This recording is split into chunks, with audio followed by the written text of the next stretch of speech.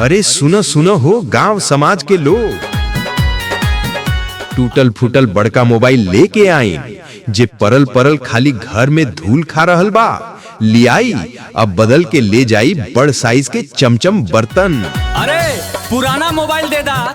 हाँ दीदी भौजी, टूटल स्क्रीन, खराब बैटरी, पुरान मॉडल सब चली।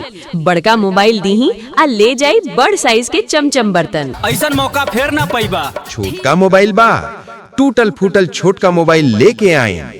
अपन पसंद के छोट साइज वाला बर्तन ले जाई।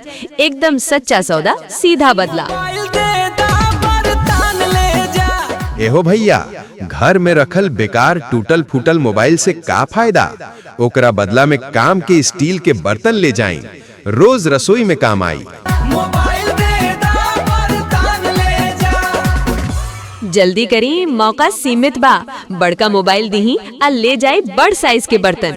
पहले आए पहले पाए। टूटल फूटल मोबाइल दी, बर्तन ली, बर्तन ली।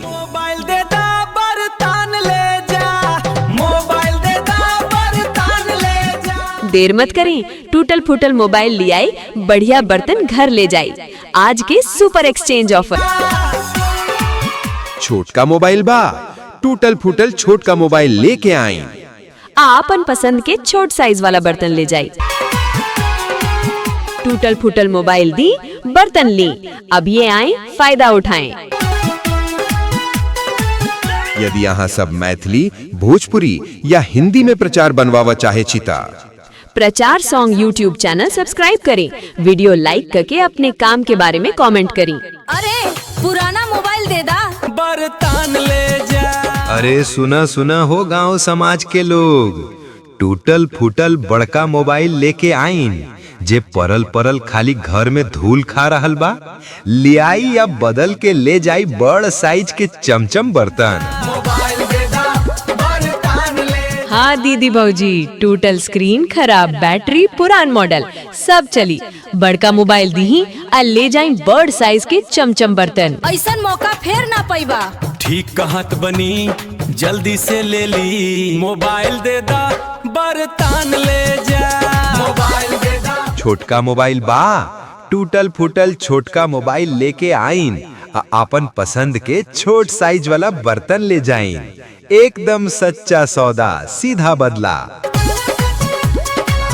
एहो भैया, घर में रखल बेकार टूटल फूटल मोबाइल से का फायदा? ओकरा बदला में काम के स्टील के बर्तन ले जाएं, रोज रसोई में काम आई। जल्दी करी, मौका सीमित बा। बड़का मोबाइल दीही आ ले जाई बड़ साइज के चमचम बर्तन। पहले आए पहले पाइन। टूटल फूटल मोबाइल दीही, बर्तन लीही, बर्तन लीही। देर मत करी, टूटल फूटल मोबाइल ले आई, अब बढ़िया बर्तन घर ले जाएं।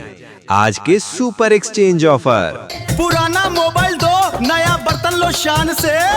छोटका मोबाइल बा, टूटल फूटल मोबाइल लेके आइन। अपन पसंद के छोट साइज वाला बर्तन ले जाइन।